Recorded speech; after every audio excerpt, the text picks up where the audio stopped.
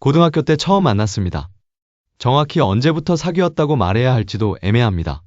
누가 먼저 좋아한다고 말한 것도 아니고 고백이라는 걸 했던 기억도 흐릿합니다. 어느 날부터 하교 시간이 비슷해졌고 자연스럽게 같이 걷게 됐습니다. 말이 없어도 어색하지 않았고 굳이 무슨 이야기를 하지 않아도 그 시간이 금방 지나갔습니다. 같이 걷다가 각자 이어폰을 끼고 음악을 듣는 날도 있었고 그래도 헤어질 때는 괜히 아쉬웠습니다. 그때 연애는 정말 단순했습니다. 돈이 없어서 단순했던 게 아니라 돈을 쓸 이유가 없었습니다. 분식집에서 떡볶이를 먹고 편의점에서 가장 싼 캔커피를 하나 사서 둘이 번갈아 마셨습니다. 각자 하나씩 사면 될 걸. 괜히 하나만 사서 나눠 마셨습니다. 그게 아껴서라기보다는 같이 쓰는 게 너무 자연스러웠던 것 같습니다. 내 거를 굳이 나눌 필요가 없다고 느꼈습니다.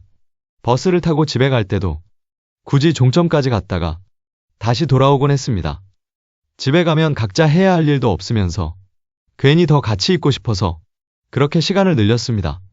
싸운 기억은 거의 없습니다. 의견이 안 맞는 순간이 없었던 건 아닙니다. 다만 그때마다 누군가 먼저 말을 줄였습니다.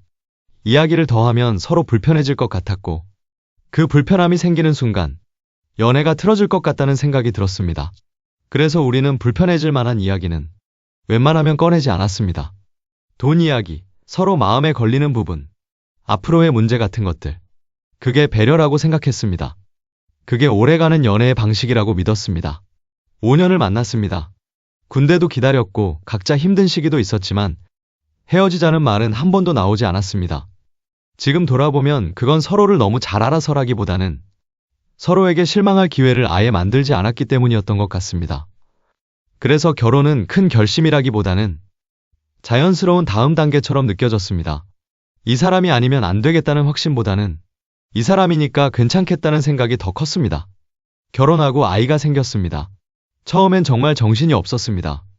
아이가 우는 이유를 몰라서 서로 얼굴만 바라보던 날도 있었고 밤새 한숨도 못 자고 아침에 출근한 날도 많았습니다. 그때는 카드값을 제대로 볼 여유도 없었습니다. 아이가 있으면 돈이 많이 드는 게 당연하다고 생각했습니다. 처음 카드 명세서를 제대로 들여다본 건 아이 돌이 지나갈 즈음이었습니다. 한 달 카드값이 400만 원을 넘었습니다. 숫자를 보고 잠깐 멈췄습니다. 제가 뭘 잘못 본 건가 싶어서 다시 한번 봤습니다. 그래도 같은 숫자였습니다. 그날 저녁 괜히 아무 일 아닌 것처럼 물었습니다. 이번 달 카드값이 좀 많이 나왔더라. 아내는 휴대폰 화면을 보다가 고개를 들며 말했습니다. 응, 애 때문에 이것저것 샀어. 그 말에 더 묻지 않았습니다. 틀린 말은 아니라고 생각했습니다. 아이 키우다 보면 그럴 수도 있겠다고 넘겼습니다. 다음 달에는 500만 원이었습니다. 이번에는 조금 더 조심스럽게 물었습니다. 이 정도면 좀 큰데?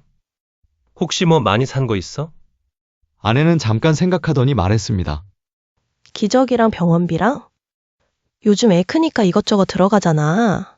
말투는 평소와 같았고 특별히 숨기는 것처럼 보이지도 않았습니다. 그래서 그때도 의심보다는 내가 너무 따지는 건가라는 생각이 먼저 들었습니다. 임신을 하면서 아내는 회사를 그만뒀습니다. 몸이 너무 힘들어. 출근하는 게 점점 무서워. 그 말을 듣고 반대할 수 없었습니다. 그 상황에서 돈 이야기를 꺼내는 게 너무 차갑게 느껴졌습니다. 그러다 어느 날 아내가 조심스럽게 말했습니다. 이번 달 카드값이 조금 부족해. 그 말을 듣는 순간에도 경계심은 들지 않았습니다. 오히려 이제 혼자 벌이가 끊겼으니 그럴 수 있지 라는 생각이 먼저 들었습니다. 그래서 거의 반사적으로 말했습니다. 괜찮아, 내가 낼게. 아내는 잠깐 저를 보더니 미안해. 라고 말했습니다. 저는 괜히 웃으면서 말했습니다. 뭐가 미안해? 지금은 어쩔 수 없지. 그 말이 그때까지의 우리 연애 방식과 너무 잘 어울리는 말이라는 걸 그때 몰랐습니다. 그 이후부터 카드값은 제 이름으로 나가기 시작했습니다. 처음엔 한두 달이면 끝날 줄 알았습니다. 하지만 끝나지 않았습니다. 금액은 그대로였고 오히려 조금씩 늘어났습니다. 그때부터 제가 밤에 집을 나가는 날이 많아졌습니다. 오늘도 늦어? 응, 회사 일이 좀 있어. 사실은 알바를 하고 있었습니다. 편의점, 물류센터, 대리운전. 하루 한 탕으로는 부족해서 2탕, 3탕을 뛰는 날도 있었습니다. 그렇게 번 돈은 말없이 카드값으로 들어갔습니다. 회사에서는 조금씩 말이 나오기 시작했습니다. 요즘 왜 이렇게 힘들어 보여? 살 빠진 거 아니야? 무슨 일 있어? 그때마다 괜히 웃으면서 말했습니다. 요즘 집에 애가 있어서요. 잠을 좀 못 자네요. 회사에서 점심을 먹거나 커피를 마실 때 이상한 감정이 들기 시작했습니다. 내가 쓰는 돈이 내 돈 같지 않았습니다. 이 커피도 이 밥도 누군가가 대신 사주는 것 같은 느낌이었습니다. 아이가 3살쯤 됐을 때였습니다. 그 무렵부터 아내에게 일 이야기를 꺼내기 시작했습니다. 이제 조금씩이라도 일 생각해보는 건 어때? 아내는 말했습니다. 아직은 자신 없어. 애도 아직 어리고. 그 말이 틀리지 않아서 그날은 더 말하지 않았습니다. 하지만 상황은 나아지지 않았습니다. 어느 날은 말이 조금 세게 나갔습니다. 이건 진짜 나 혼자서는 감당이 안 돼. 아내는 바로 말했습니다. 그럼 내가 일부러 이러는 것 같아? 나도 편해서 이러는 거 아니야. 아니, 그런 뜻은 아니고. 그냥 현실적으로. 현실 얘기하려면? 당신도 집에 좀 일찍 와. 애 얼굴 본 게 언제야? 사실이어서 아무 말도 못했습니다. 그날의 다툼은 크게 싸우지도 확실히 풀리지도 않았습니다. 그냥 대화가 중간에서 멈췄습니다. 그 이후로 집안에서는 필요한 말만 오갔습니다. 그리고 저는 알았습니다. 이제는 아무 말도 안 하고 버틸 수 있는 선은 이미 넘었다는 것을요. 어느 순간부터 저는 돈 이야기를 아내와 하지 않게 됐습니다. 이야기해도 결론이 나지 않는다는 걸 이미 몇 번 겪었기 때문입니다. 말을 꺼내면 서로 상처만 남고 결국 각자 할 말만 하다가 대화가 끊겼습니다. 그래서 그 다음부터는 혼자 보기 시작했습니다. 카드 명세서, 계좌 내역, 대출 상환 일정. 그 전까지는 숫자를 대충 보고 넘겼다면 그때부터는 하나씩 들여다보기 시작했습니다. 어디서부터 이렇게 된 건지 알고 싶었습니다. 처음에는 정말로 생활비가 많이 들어간 거라고 믿고 싶었습니다. 아이 병원비, 기저귀, 생활용품, 집에서 나가는 고정지출. 그런데 하나씩 정리해보니까 설명이 안 되는 부분들이 남았습니다. 큰 금액은 아니었습니다. 한 번에 몇십만 원, 몇만 원씩. 하지만 그게 거의 매일처럼 반복돼 있었습니다. 정기적인 것도 아니고 특정한 곳에 쓰인 것도 아니었습니다. 그냥 어딘가로 빠져나간 흔적만 남아 있었습니다. 그걸 보고 있으면서도 처음에는 아무 생각도 안 하려고 했습니다. 내가 너무 예민한 건 아닐까? 이 정도는 다들 이러고 사는 걸까? 그렇게 넘기려고 몇 번이고 스스로를 말렸습니다. 하지만 정리를 하면 할수록 상황은 더 또렷해졌습니다. 제가 감당해야 하는 금액이 정확히 얼마인지, 앞으로 몇 달을 더 버텨야 하는지, 어디까지가 한계인지, 그 숫자들이 머릿속에서 계속 돌아다녔습니다. 그 무렵부터 잠이 더 안 오기 시작했습니다. 알바를 마치고 집에 들어와도 바로 눕지 못했습니다. 불을 끄고 누워서도 계산을 했습니다. 이번 달 카드값, 다음 달 고정지출, 아이 어린이집 비용, 아내에게 이걸 어디까지 말해야 할지 계속 고민했습니다. 말하면 또 같은 대화가 반복될 게 분명했고 말하지 않으면 이대로 혼자 버티다가 무너질 것 같았습니다. 그런데도 말을 꺼내지 못했습니다. 연애할 때부터 우리는 문제가 생기면 대화를 더하는 쪽이 아니라 말을 줄이는 쪽을 택했기 때문입니다. 그 방식이 여기까지 데려왔다는 걸 알면서도 그 방식을 버릴 수가 없었습니다. 아내는 여전히 집에 있는 시간이 많았습니다. 아이랑 보내는 시간이 대부분이었고 혼자 있는 시간도 늘어났습니다. 특별히 나간다고 말하지도 않았고 누굴 만난다는 이야기도 자주 하지 않았습니다. 집에 있고 아이랑 있고 혼자 쉬는 시간이 늘어났을 뿐입니다. 그런데 이상하게도 그 시간이 점점 더 길게 느껴졌습니다. 제가 집에 없을 때 아내가 혼자 있는 시간, 그 시간이 어떤 모습인지 잘 떠오르지 않았습니다. 예전에는 굳이 궁금해하지 않았던 부분이었습니다. 같은 공간에 있지 않아도 서로 어떤 하루를 보내는지 대충은 알 것 같았기 때문입니다. 그런데 어느 순간부터 잘 모르겠다는 느낌이 들었습니다. 어느 날은 집에 들어왔는데 아내가 이미 잠들어 있었습니다. 아이도 같이 잠들어 있었고 집안은 조용했습니다. 괜히 거실에 한참 서 있다가 불을 끄고 방으로 들어갔습니다. 그날 밤 문득 이런 생각이 들었습니다. 우리는 요즘 서로 하루에 대해 얼마나 알고 있을까? 아내에게 하루가 어땠는지 물어보지 않았고 아내도 제가 하루를 어떻게 버텼는지 묻지 않았습니다. 필요한 말만 오갔습니다. 애 어린이집 데려다 줄게. 오늘 몇 시에 와? 밥은 먹었어? 그 말들 사이에는 돈 이야기도 미래 이야기도 서로의 상태에 대한 질문도 없었습니다. 어느 날 카드 결제 알림이 연달아 울렸습니다. 큰 금액은 아니었지만 짧은 시간 안에 여러 건이 찍혔습니다. 괜히 휴대폰을 들고 한참을 보고 있었습니다. 이상하다는 생각이 들었지만 바로 누군가를 떠올리지는 않았습니다. 그냥 이 상황이 이상하다는 생각이 먼저 들었습니다. 제가 버는 돈, 제가 쓰는 시간, 제가 감당하는 피로가 어디로 가고 있는지 잘 모르겠다는 느낌. 그날 이후로 저는 결제 알림에 예민해졌습니다. 알림이 울리면 바로 확인했고 확인하고 나면 휴대폰을 내려놓지 못했습니다. 아내에게 묻고 싶을 때도 있었지만 입이 떨어지지 않았습니다. 묻는 순간 지금까지 참고 넘겼던 것들이 한꺼번에 쏟아질 것 같았기 때문입니다.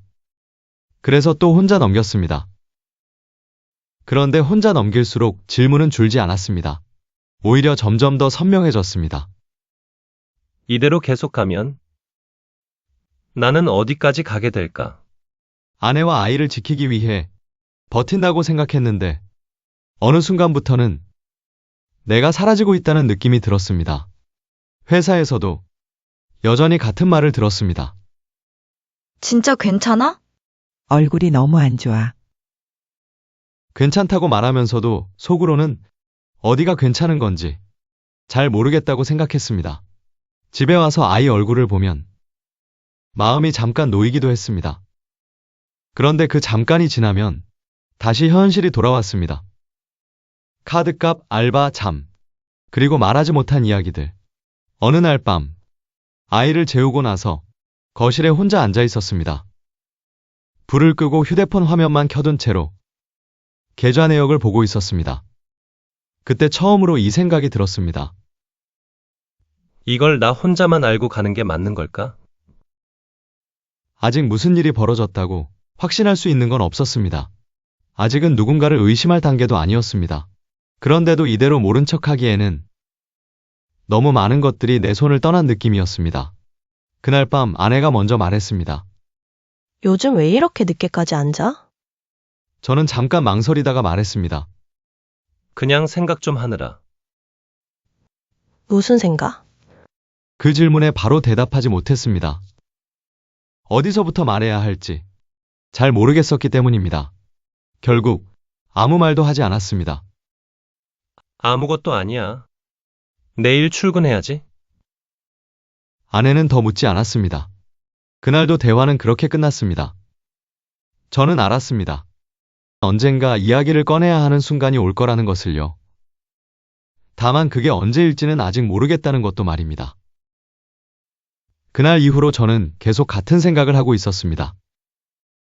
이제는 말을 꺼내야 한다는 생각. 언젠가가 아니라 지금이라는 생각. 그런데도 어떤 말로 시작해야 할지 정리가 되지 않았습니다. 일을 하라는 말이 아내를 몰아붙이는 말처럼 들릴까봐, 제가 너무 이기적인 사람처럼 보일까봐 그 말 하나가 계속 입안에서 맴돌기만 했습니다. 아이 앞에서는 절대 그 이야기를 하고 싶지 않았고 아이를 재우고 나면 둘 다 너무 지쳐 있었습니다. 그러다 어느 날 정말 아무 준비 없이 말이 먼저 나갔습니다. 아이를 재우고 불을 끈 거실에서였습니다. 나 이제는 진짜 감당이 안 돼. 아내는 처음엔 아무 말도 하지 않았습니다. 제가 말을 이어갈 때까지 가만히 기다렸습니다. 카드값도 그렇고 지금 생활도 그렇고 이제는 나 혼자 버티는 걸로는 안 될 것 같아. 아내는 잠깐 고개를 숙였다가 말했습니다. 그래서 나한테 뭘 바라는 거야? 그 질문에 잠깐 숨을 고르고 말했습니다. 당장 풀타임이 아니라도 조금씩이라도 일을 시작해야 할 것 같아. 그 말을 하고 나서 순간 후회가 밀려왔습니다. 너무 단도직입적으로 말한 것 같아서 아내를 몰아세운 것 같아서. 아내는 한동안 아무 말도 하지 않았습니다. 나 아직 자신 없다고 했잖아. 그 말에 저도 바로 대답하지 못했습니다. 알아. 근데 지금 상황이 기다려주지를 않아. 그 말이 생각보다 차갑게 들렸는지 아내는 조금 목소리가 굳어졌습니다. 당신은 하루 종일 밖에 나가 있잖아. 나는 애랑만 하루 종일 있어. 나도 알아. 그래서 더 늦기 전에 조금이라도 바뀌어야 할 것 같아. 그날 대화는 크게 싸움으로 번지지 않았습니다. 목소리를 높이지도 않았고 서로를 몰아붙이지도 않았습니다. 그냥 무거운 말들이 거실에 그대로 남았습니다. 며칠 동안 그 이야기는 다시 나오지 않았습니다. 아내는 평소와 똑같이 아이를 돌봤고 저도 평소처럼 출근하고 밤에는 알바를 했습니다. 그런데 집안의 공기가 조금 달라졌다는 건 서로 느끼고 있었습니다. 어느 날 아내가 먼저 말했습니다. 나 알아봤어. 그 한마디에 저는 바로 고개를 들었습니다. 뭘? 회사. 예전에 다니던 쪽이랑 비슷한데. 그 말을 들었을 때 기쁘다기보다는 가슴이 조금 내려앉았습니다. 바로 들어가는 건 아니고. 면접만 보려고. 그 말에 괜히 급하게 말했습니다. 나도 알아. 천천히 해도 돼. 무리하지 말고. 아내는 조용히 웃으면서 말했습니다. 이렇게 있는 것도 나한테는 좀 힘들어. 그 말은 처음 듣는 말이었습니다. 아내가 집에 있는 시간이 힘들다고 말한 건 그때가 처음이었습니다. 며칠 뒤 아내는 면접을 받고 생각보다 빠르게 연락이 왔습니다. 출근 날짜가 정해졌고 근무 시간도 완전한 풀타임은 아니었습니다. 아이를 어린이집에 맡기고 가능한 시간만 일하는 조건이었습니다. 그 이야기를 들으면서 마음이 놓이기보다는 이상한 감정이 들었습니다. 이제는 상황이 조금 나아질 것 같다는 안도감과 이 모든 변화가 너무 늦게 시작된 건 아닐까 하는 불안. 아내가 첫 출근을 하던 날, 저는 아이를 어린이집에 데려다주고 출근했습니다. 집이 유난히 조용했습니다. 아내가 집에 없다는 사실이 이상하게 크게 느껴졌습니다. 그날 하루 종일 괜히 휴대폰을 자주 확인했습니다. 별다른 연락은 없었고 저도 먼저 연락하지 않았습니다. 저녁에 집에 와서 아내에게 물었습니다. 어땠어? 아내는 잠깐 생각하다가 말했습니다. 힘들긴 한데, 그래도 오랜만에 사람들이랑 얘기하니까 이상하더라. 그 말에 무슨 대답을 해야 할지 몰랐습니다. 그날 밤 아이를 재우고 나서 거실에 혼자 앉아 있었습니다. 카드 명세서를 보면서도 예전처럼 숫자만 보이지는 않았습니다. 이제는 이 숫자들 뒤에 우리의 선택들이 하나씩 붙어 있는 것처럼 느껴졌습니다. 아직 아무것도 해결된 건 없었습니다. 다만 더 이상 같은 자리에는 서 있지 않다는 느낌만 분명하게 남아 있었습니다. 아내가 일을 시작한 뒤 처음 몇 주는 정말로 상황이 나아질 거라고 생각했습니다. 아이를 어린이집에 맡기고 출근 시간을 맞추고 저녁이 되면 오늘 어땠는지 짧게나마 이야기를 나누는 시간이 생겼고 그게 오랜만에 부부답다는 느낌을 줬습니다. 그래서 카드값이 조금 늘어난 것도 대수롭지 않게 넘겼습니다. 일을 시작했으니 옷도 필요했을 거고 사람들을 만나면서 자연스럽게 돈이 나갔을 거라고 생각했습니다. 하지만 시간이 지나면서 이상한 점들이 보이기 시작했습니다. 아내가 번 돈보다 나가는 돈이 더 많았고 월급날이 지나도 카드값은 줄지 않았으며 오히려 예전보다 더 커지고 있었습니다. 처음에는 말을 꺼내지 않았습니다. 이제 막 일을 시작했으니까 조금 지나면 조절하겠지 하며 또 스스로를 설득했습니다. 결제 내역을 보다 보니 전에는 없던 항목들이 눈에 들어오기 시작했습니다. 퇴근 시간 이후에 찍힌 결제들이었고 집 근처가 아닌 장소였으며 평일 저녁에 반복되는 소액 결제들이었습니다. 큰 금액은 아니었지만 설명 없이 계속 쌓이고 있었습니다. 묻고 싶었지만 바로 묻지 않았습니다. 일을 시작한 걸 후회하게 만들고 싶지 않았고 또다시 나를 안 믿느냐는 말이 돌아올까봐 겁이 났습니다. 그래서 혼자 보기 시작했습니다. 아내의 출근 시간과 퇴근 시간, 아이를 데리러 간 시간과 카드 결제 시간을 하나씩 맞춰봤습니다. 그 과정은 생각보다 조용했고 생각보다 비참했습니다. 무언가를 밝혀내겠다는 느낌보다는 그냥 퍼즐이 하나씩 맞춰지는 느낌이었기 때문입니다. 어느 날 아내가 평소보다 늦게 들어왔습니다. 회사에서 같이 일하는 사람이랑 이야기가 좀 길어졌다는 말을 들었습니다. 그 말에 별다른 질문을 하지 않았습니다. 하지만 그날 밤 결제 내역에 찍힌 장소는 회사 근처가 아니었습니다. 그때도 아무 말도 하지 않았습니다. 아직은 우연일 수 있다고 생각했고 무엇보다 그 사실을 입 밖으로 꺼내는 순간 모든 게 달라질 것 같았기 때문입니다. 그 뒤로 아내는 조금씩 달라졌습니다. 퇴근 후 휴대폰을 더 자주 확인했고 샤워를 하고 나서도 휴대폰을 손에서 놓지 않았습니다. 아이와 놀다가도 알림이 울리면 잠깐씩 자리를 비우는 일이 잦아졌습니다. 예전에는 신경 쓰지 않던 장면들이 이상하게 눈에 들어오기 시작했습니다. 내가 너무 예민해진 건지 아니면 이제야 보이기 시작한 건지 구분이 되지 않았습니다. 예전 같았으면 절대 하지 않았을 행동을 그날은 하게 됐습니다. 아내의 휴대폰을 손에 들었습니다. 비밀번호는 여전히 우리 기념일이었습니다. 그 번호를 입력하는 순간 마음이 조금 내려앉았습니다. 열어보고 싶어서가 아니라 아직도 그 번호를 쓰고 있다는 사실이 이상하게 느껴졌기 때문입니다. 메시지를 하나하나 훑어보지는 않았습니다. 그럴 용기는 없었습니다. 다만 최근 대화 목록 가장 위에 익숙하지 않은 이름 하나가 계속 떠 있었습니다. 대화 내용에는 오늘도 같이 일해서 좋았다는 말과 퇴근 후에 따로 보자는 이야기가 자연스럽게 섞여 있었습니다.